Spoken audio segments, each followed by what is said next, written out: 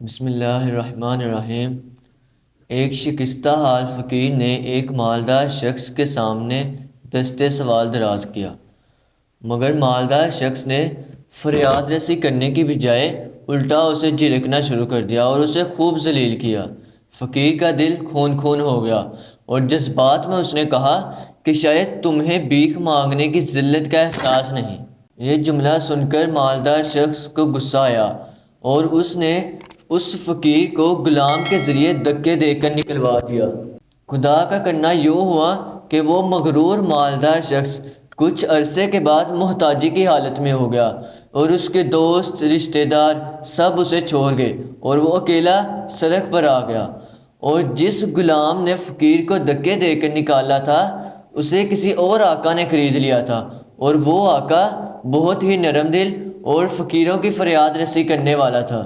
یہی وجہ تھی کہ ہر وقت اس آقا کے دروازے پر فقیروں کا ہجوم لگا رہتا تھا۔ ایک دن رات کسی فقیر نے دروازے پر دستک دی تو وہ غلام مدد کرنے کی نیت سے جیسے ہی اس نے دروازہ کھولا تو اس کی چینخ نکل گئی، کیونکہ سامنے کوئی اور نہیں بلکہ اس کا پہلا مغرور آقا ہی تھا۔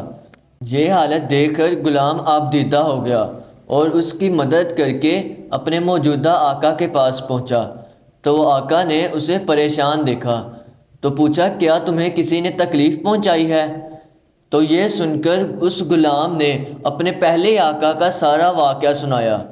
تو جب آقا نے اس ساری کہانی کو سنا تو ساری کہانی سننے کے بعد آقا بولا کہ میں ہی وہ فقیر ہوں جسے اس نے دھکے دے کر نکالا تھا۔ آج دیکھو وقت کی کایا کیسے پلٹی کہ قدرت نے اسے میرے ہی دروازے پر لا کر کھڑا کر دیا۔